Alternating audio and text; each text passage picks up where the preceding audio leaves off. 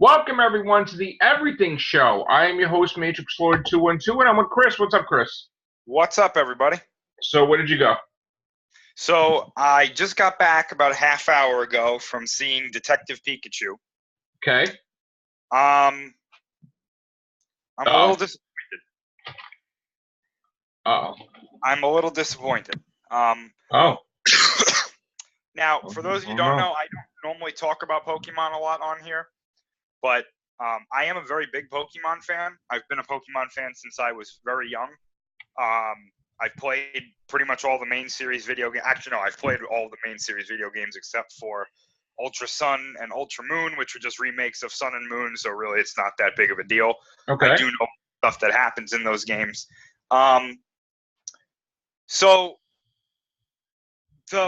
it's no secret that Detective Pikachu is really a movie that was meant to try and start off some sort of Pokemon universe. Okay. That's what. I don't see it. Oh. I don't see it. It's not a bad movie. That's a shock, though. Yeah, I would only recommend it for people who are really big Pokemon fans. If you're a big Pokemon fan, you're probably just gonna go see it for what was, excuse me, for me, the best part of the movie was the designs of the Pokemon. So if you're a big Pokemon fan, you're gonna go see it to see the live action versions of these characters that you grew up with. Right. That was the best part of the movie, seeing all the designs, because they did a very good job. They did a fantastic job with all the designs of the Pokemon. There's kind of a weird sizing issue with some of them, like knowing what I know about Pokemon and how big these creatures are supposed to be, at least in like their world. Kind of a weird sizing issue. Like fans will know that there's a specific Pokemon called Pidgeot, or Pidgeot, however you want to say it, who a human is supposed to be able to ride on this thing. It's supposed to be it's a really big bird. Right. That you're supposed to be able, like, you could literally like sit on it and ride on it. And it was kind of like the size of a big parrot in this. What? And I was like, oh no. A little weird. But other than that, it was very good. They did a very good job with the designs. The movie itself, there was some weird acting at points. Like, they just kind of used first takes for things, it looked like. And the plot at the end kind of took a weird turn that I was like, this is really kind of strange and fan fiction-y. Oh. But I'd give it like a 6 out of 10. I mean, it's wow. all right. Wow. Yeah. I'll put it to you this way. I definitely don't think this is going to be much competition to Endgame. Wow. Definitely not. I know I said it differently on another cast, but now that I've seen it, right, I don't think Endgame is going to have a problem with this movie. Endgame's crushing it. I would think so. Now, however this does overseas, that's a different story, because obviously Pokemon is like ridiculously big over there still. Right. So it might start hurting Endgame's foreign numbers. Ooh. But as far as the domestic numbers, I don't think so. I see. I mean, here's the thing. I'm a little worried about the foreign numbers, because I know our numbers are dropping for Endgame a lot more than I anticipated. Mm-hmm. And again, here's the thing. Now, please understand before you comment. I know it did $2,300,000,000. I get it. I'm talking about, we wanted to beat Avatar. So when you hear me say like it's dropping, according to my calculations, lower, I wanted to beat Avatar. Let's just get that straight, okay? The movie did excellent. The movie did way more than anything except for Avatar. I just wanted to beat Avatar. So I'm not saying it's a failure. I'm not saying anything bad about it.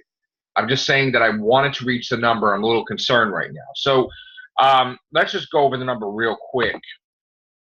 Avengers Endgame right now, as it stands, as of today, with a little bit of foreign numbers dipped in, we didn't get everything. $2,303,000,000 235,585. Now I'm going to screen share it for everybody so they could see it. But my concern is that the domestic numbers is dropping a little bit. Okay, so there we go. We did 2.3. Okay, we still got to do 2.8 technically. And this is where it drops off. What I'm a little concerned with. It dropped off in some cases 71%, 62%, 66%, a lot more than I thought it was going to do. Now, again, we're hoping to get like a 50%, no more than 50% drop here. We're hoping it has a strong weekend. I had predicted originally to do 2,600,000,000 by Sunday. I do not think it's going to do that now. It might be 2,500,000,000 or close, but I have a little cause for alarm. Now again, it's been out for a couple weeks, but what do you think, Chris? Well, originally I agreed with you. I was going into this saying that if Detective Pikachu is as good as they were saying, then this could be the thing that kind of halts Endgame, from getting to that point. However, I can say for sure that the theater, at least the theater that I was in, which is one of the larger theaters in the movie theater that I go to, right, was not even near capacity. Oh. There was nobody in that theater, basically. It wasn't even near half full. For Pikachu? Yeah. Yeah, for Detective Pikachu. Wow. So my thing is this. I think what we're going to see here is people are going to go see Detective Pikachu early. Right. The word of mouth is probably not going to be that great, and that's going to stop other people from going to see it. Right. Instead, they're going to go see Endgame. Right. So I think there's still a chance that Endgame picks up toward the weekend. I'm hoping it gets over 100 million. I think that's very possible. Yeah. But here's the other thing. Right. Next week, John Wick 3 comes out. Yes. And we already know that is going to do well domestically. It's going to do fantastic. They're already talking 4. Right. So maybe instead of saying Detective Pikachu is the one, what we really should have been saying is John Wick's going to beat Endgame. Or at least halt it for a little bit. Yeah. Right. Yeah, a little bit. I mean, I think John Wick would beat Endgame temporarily, but not exactly. Yeah. Enough to get a sequel, but not enough to do any damage. But then, once our King of Monsters comes out, that's the end of Endgame. Potentially, yeah. I mean, I think. Which let's get into a little bit about that. Who's this guy that did predictions about what it's going to do? Tell us about it. So, I didn't mention this because this didn't really seem like a big story to me, but excuse me. About a week ago, somebody had come out with early predictions. It was one of these sites came out with early predictions for upcoming films. And 2 of the films specifically that they were talking about were Godzilla King of the Monsters and Aladdin. Okay.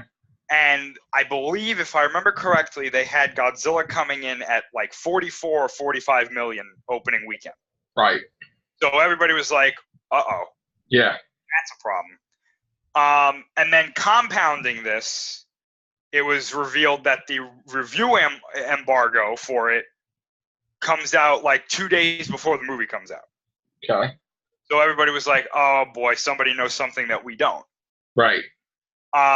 The whole review embargo thing got debunked pretty quickly because somebody said, look at the past movies that Warner Brothers released.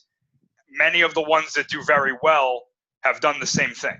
Okay. So that kind of got squashed pretty quickly, and everybody kind of breathed their sigh of relief, me included. Because usually that's a bad sign if the review embargo is like very close to the release date of the movie. Yeah. But in this case, I don't think it's an issue. Then this whole thing with the opening weekend being at like 44, 45 million, a lot of people started pointing out like they lowballed both Godzilla and Kong Skull Island in the past few years, and they lowballed Godzilla 2014 so badly that when the movie opened at a $93.1 million opening, they were like, "Oh well, we look pretty stupid." Right. And then when Kong came out, it was like, "Well, yeah, it opened at 61 million," and everybody was like, "Uh-oh." Then the foreign numbers came in, and it was like, "Don't worry, everything's okay." Yeah, it's crushed it. Right. So what had happened with Godzilla King of the Monsters is that a couple of days after they did this, they changed the numbers. They dropped Aladdin by they dropped Aladdin by a couple million, and then they increased Godzilla to 55 million. There's no way Aladdin's doing 60 million. That's what I don't know. There's no way. So a lot of people are like, well, that seems kind of low, seeing that this is supposed to be like a huge thing for Warner Brothers this year. My take on it is this: if it does open at 55 million, that's not terrible, because I read a report from Variety today saying, well, it's not what they're looking for. It's not a disaster either. It's the foreign numbers are going to make up for it, and it will probably pick up as time goes on. Yeah, but you still want it to at least cross 100 million, at least, or 135 potentially. Million. Right. Domestically. Maybe not in the opening weekend. I think it will do that domestically because Godzilla did. Yeah. So that I don't think that's an issue. Right. My thing is this: with the reception that this has been getting, we know that the people at Comic-Con rated this the best trailer that was at Comic-Con. Yeah. And the marketing has been fantastic. They've done a great job with everything that they've done. We don't know, and the articles that are reporting this all end basically the same way, going, don't go by the box office tracking because it's usually not correct. Right. So I don't think we have anything to worry about. Okay, good. And that's just me. Now, could this be a disaster? Sure. Things. I think Godzilla's going to do great. Godzilla King of the Monsters. I think so do I. We could see 750 or more. Easy. I think that's possible. Now, this is something that I've been going on. I haven't really been talking about the box office for this movie too much. Here and there I have, but not too much. And that's why. This movie and Godzilla vs. Kong both have this benefit that no matter what one does at the box office, the other one's already done. Right. So if King of the Monsters tanks, we're still getting Godzilla vs. Kong. The movie is basically... Now, would that mean that this would be the end of the MonsterVerse? No. You think so? Yes, because they said that these two... Well, what if Kong did phenomenal, though? Well, no, it's possible, but everything that they've come out and said that both of these movies have to do well. Okay. So my thing is this, and this is just me. If the MonsterVerse were to end with Godzilla vs. Kong, as long as both of these movies are good, I'm okay with that. I don't need this to go on for 10 or more years. We got more out of this than I thought we were ever going to. Right. And we know that Toho is moving forward with this post-2021. Right. So I'm not like flipping out like, oh, this has to do well. See, I really want them to do more because I would rather that than just having Toho do it. I want like us to do them too. Well, yeah, I mean, I can understand that. It's just I hated Shin Gojira. I mean, you know that. Oh yeah, no, I purely hated it. I've said it in a zillion videos. I've hated it. Right. There's no room for error, and I just don't want them to do another Shin Gojira. See, my thing is this, and by all accounts, it doesn't look like they're continuing that series. Yeah. Whatever this world of Godzilla turns out to be, if that's still the plan, which I firmly believe is still the plan. We know that Toho has just invested in Hollywood, in Los Angeles, I think it was.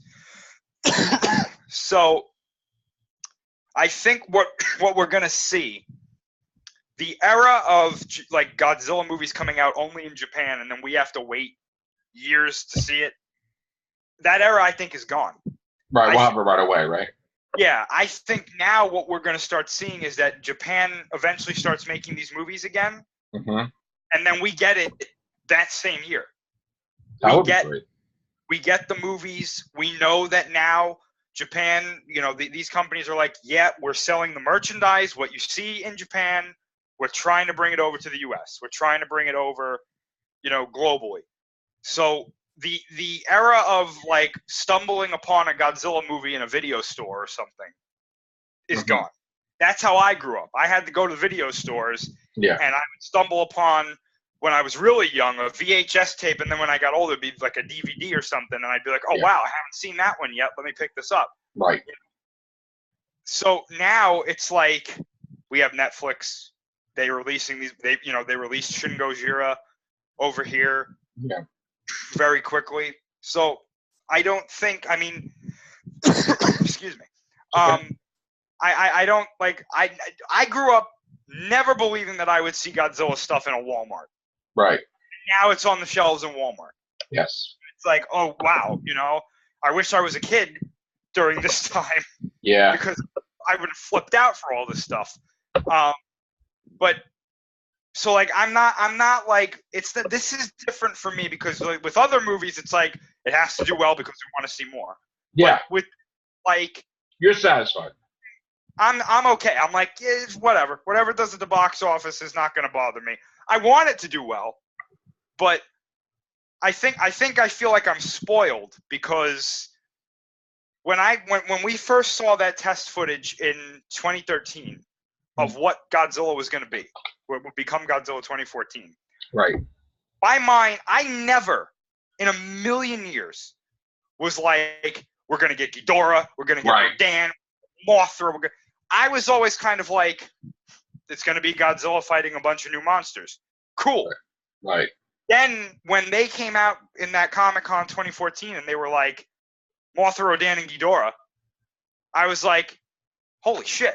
Right. Like, oh my they're God. not going to win. Like, so, I mean.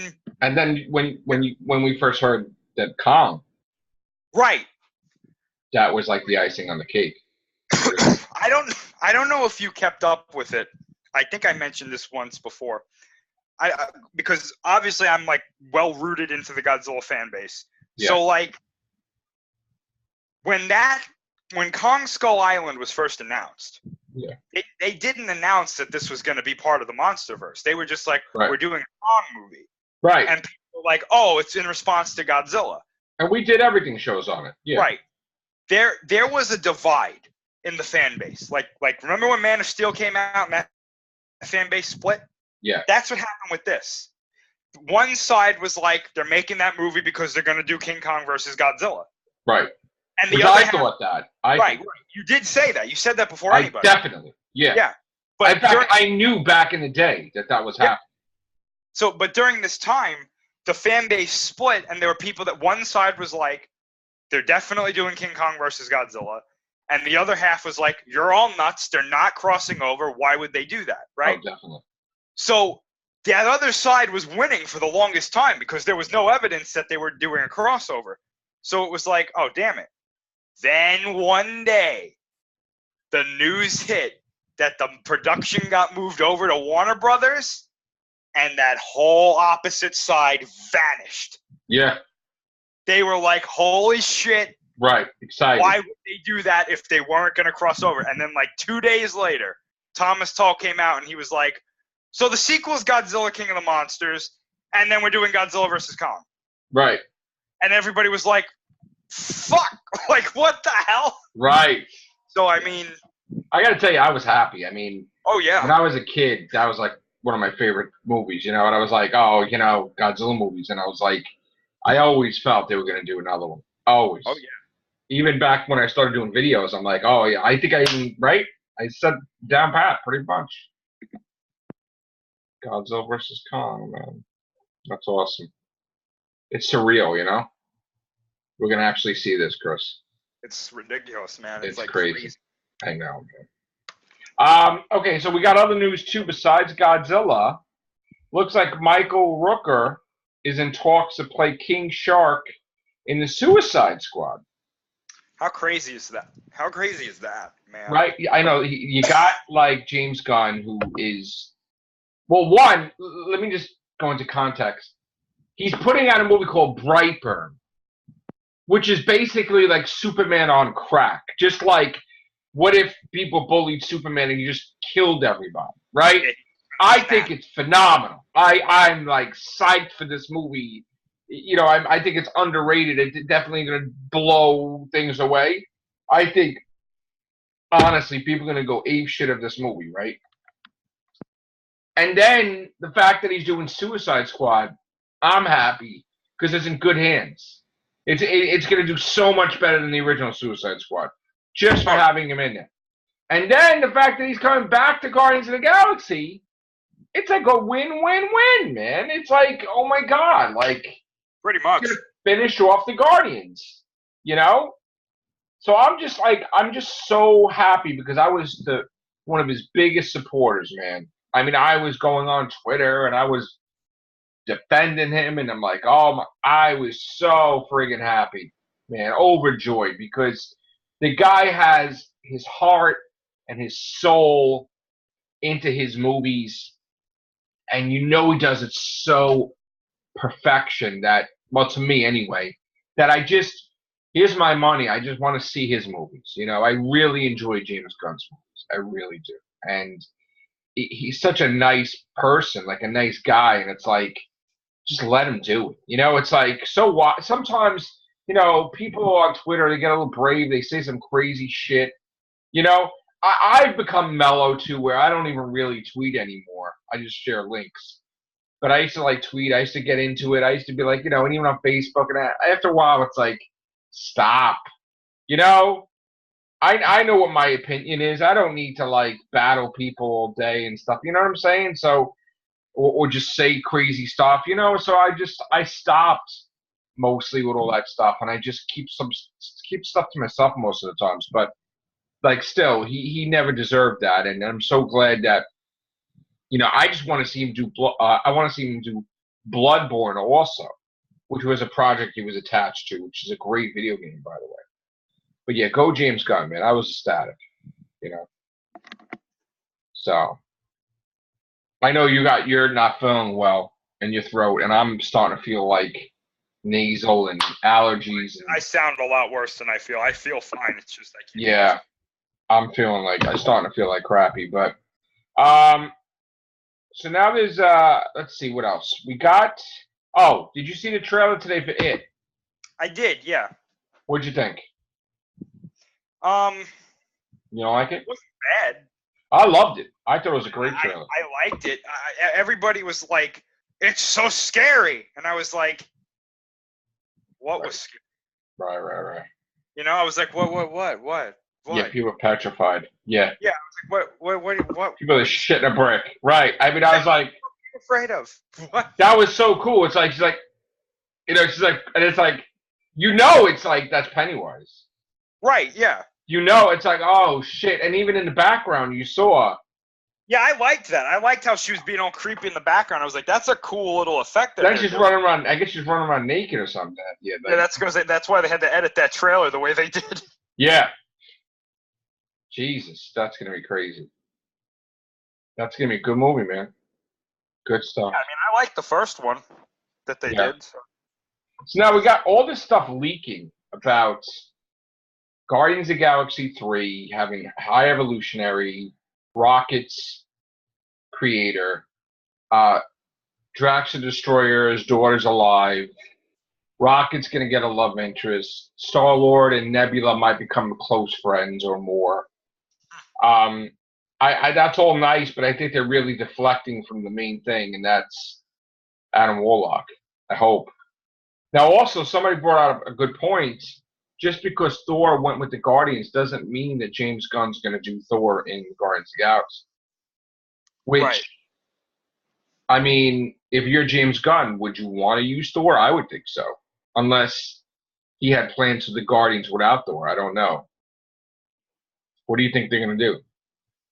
Well, he probably won't have him in there, right? You don't think? Or I have a funny feeling that he's going to be in there. But not the whole movie, right?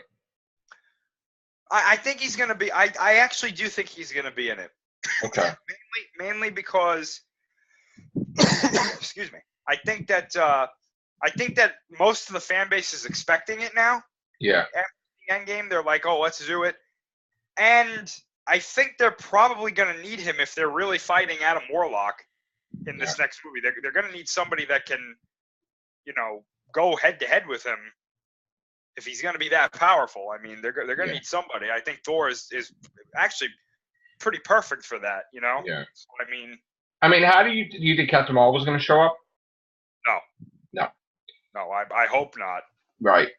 Do you think he's going to tackle Endgame a little bit, like restore Gamora, or no? Bless you. I think they're going to go with this new Gamora that's there. And she's just not going to be with the Guardians. I think a main crux of this movie is going to be them looking for her and her trying to figure out what her place is going to be in this new timeline for her. But I don't think she's going to stay with them at all, though. Maybe she'll go off on her own, and then she'll be that, because Brie Larson was talking again. Oh boy! And she said something, and I'm paraphrasing, along the lines of it kind of be a disgrace if they don't do a female movie with Disney. Like, they need to get her and all the females to do a movie together, like they promised. I think Kevin Feige said they were going to do it, right? Like back then, like, yeah, sure. But I think now it was kind of like, yeah, this is what you said.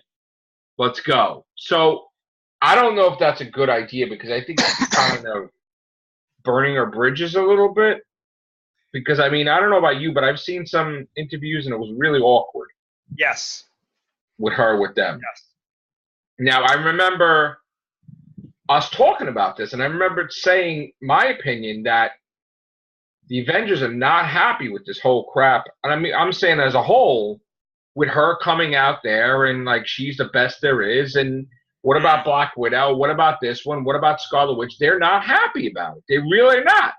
And it's kind of funny how, we saw a picture, of Robert Downey Jr. with all the women eating, right? But we never really saw, like, Black Widow doing an interview with her or Scarlet Witch. You notice that? It was actually, like they did do one interview together. They did do it. I didn't see it, but the way she was interacting with Hawkeye and Thor, like Chris Hemsworth. And there was definitely something strange. It was like, and he tried to say something like, "Oh, you're going to be like Tom Cruise doing your own stunts." It's like, no, I'm Tom Cruise. Tom Cruise would be like me, or I'm going to be like, I'm more than Tom, or something crap. I'm glad that when she did that comment about, well, I'm the most powerful, I'm glad, even if he was just joking, I'm glad that Chris Hemsworth was like, well, not really. Yeah. Because it's true, not really. Yeah. I want to say something. I have to give a little dig. I'm sorry. You know how Billy's always like, this is not the comics? I knew you were going to say something about Billy. Right? Yeah, Billy. This is not the comics. This is not 616. Oh, yes, it is, Billy. Yes, it is, because they call it 616 and Far From Home. So now even Marvel is like, shit, because it is. So that means that Thor is more powerful than Captain Marvel. There you go. It says it on the charts. So I certainly think that Infinity War Thor was more powerful than her. Without a doubt. Yeah. I mean, I thought it was funny with Thor, and I don't think Hulk was cool, but I have a hard time with the Russo's notion of this permanent suffering garbage. Like, the fact that the Hulk is going to be without an arm forever, permanently scarred, that's not how the gamma radiation thing works, though. Like, that's like, if he turned to Banner and then turned back, it would be healed. Like, and even in the comics, they don't get wrecked. You know what I'm saying? So, I mean, I don't go for that. like that whole I'm permanently wrecked thing. Another thing, and you're gonna start seeing these things that you're gonna be like, oh, the Russos wouldn't do well. The Russos are not around anymore. I heard today that Thanos is in Internals. Sure So, he is. and I don't even know if it's gonna be because here's the thing: there's a lot of things people are not understanding. In the comics, he dies, but he keeps coming back because his girlfriend is Mistress Death, right? So they're gonna do that. In fact, don't be too surprised if that rumored Thor movie called Valhalla, where he's gonna try to save. Because in other words, when Ragnarok, when they die, they're supposed to come back, right? Or if the gods die, they're supposed to come back, right? Doesn't matter. Idris Elba, Loki, right? Some reason they're not coming back. So Thor goes to Valhalla. We're hearing as a rumor for a movie to bring them back to the land of the living. Don't be too surprised if Thanos might be in that a little bit too. I don't know. I mean, they might do some weird stuff. He might be depowered, of course. Like he may appear without the gauntlet now. Will come back to life, and he's not going to be having the gauntlets. The gauntlet and the gems. But they never said the plans were for him to never appear again. In fact, according to him, he has a 10-year contract where he gets a movie a year or something, whatever that means. So Thanos is not gone by a long shot. And Loki, our Loki's probably going to be alive again because, again, the gods. One thing the Russos, but if this is not, they're deviating from the comics. Loki's supposed to come back. Loki got his head chopped off by Thor in the comics. He came back. It's like Thor died, he came back. It's like Odin died, he came back. Like the gods have this thing. They're aliens, but they call them gods, but their consciousness comes back in a newly created body that's a duplicate of the other one, and that's it. This is the way they keep coming back. This is how they live for thousands of years. And he's only living for 10 years here, Thor. It's like he's going to be around for thousands of years. So, him losing an eye is not a big deal because he's just going to get another one when he gets a new body. I think that's what people don't understand. So, well, they have to establish these rules in the MCU because right now that's not the case. Well, I know. As far as Thanos coming back, I don't think he's coming back in the current timeline. I'm pretty sure he's pretty much done. Yeah, I think it's I think Eternals is going to be like a prequel kind of thing. Right. They're going to probably have his brother in there, right? Like Star Fox or whatever. Yeah. But that's what's going to make Eternals good, though, having Thanos in it. Yeah, most likely. Yeah. That's what they got to throw something in there to make it big. Okay. Another thing with the Avengers, do you think they're going to bring Black Widow back anyway? Even if the movie did $1 billion? Nope. No. Nope. No. Okay. I think what they're going to try to do with a lot of these main character deaths is kind of keep them the way they are so that people have some sort of sense of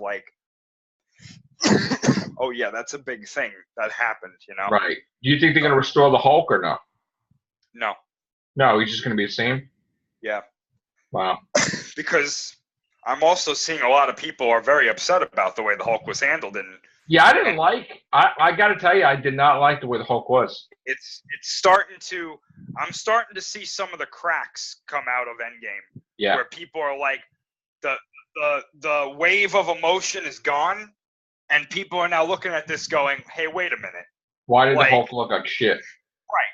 Why isn't he like the Hulk, like Ragnarok or whatever? Right. I know the biggest thing that people were upset about was the Hulk never fought Thanos again. I know. Never got his win back, basically. And it's like people wanted to see that. Me too.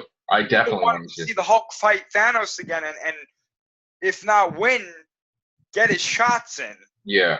And be like, look, see, I'm not the same Hulk that you fought on that ship. You know what I'm saying? So it's like he got defeated for good. And that's it. Yeah. It's like, oh. Because the way they're making it sound now, it's like, oh, the Hulk is gone. He's never coming back. Right. It's He's this done. Professor Hulk now, and it's like I hate that. I hate that totally. In fact, if I was the writer, I'd make it that after all this trauma from Endgame, he'd lose his shit, and whatever would manifest. But that's it. The Hulk would be restored. It would be healed, and Banner would be nowhere to be found. And the Hulk would be, maybe they'll do it like they do the Mortal Hulk. Well, the Hulk is, if he's got to kill people, he's just like he's a dick, like a bastard. Like somebody pisses him off, he'll rip your legs off. It's like just, he's calculating now too. Like he has patience, he bides his time, like strategy. And in the comic, Bruce Banner's like, the Hulk is smarter than me now, which is a little worried, So that, but I don't know if you're not going to get that with Mark Ruffalo. I know they wanted to give Mark Ruffalo more scenes, but I was against it at the expense of the Hulk scenes because, I did not like him looking like the Hulk at all.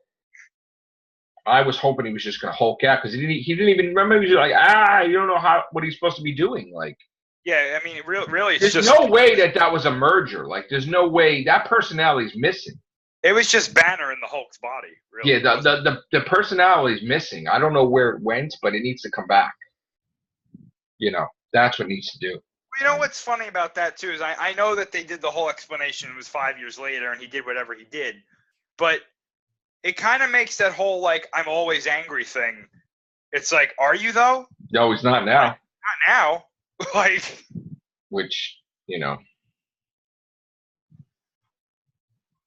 then we still got the Captain America thing, which is like everybody says that the time travel theories are good until you get to the Captain, then everything goes out the window.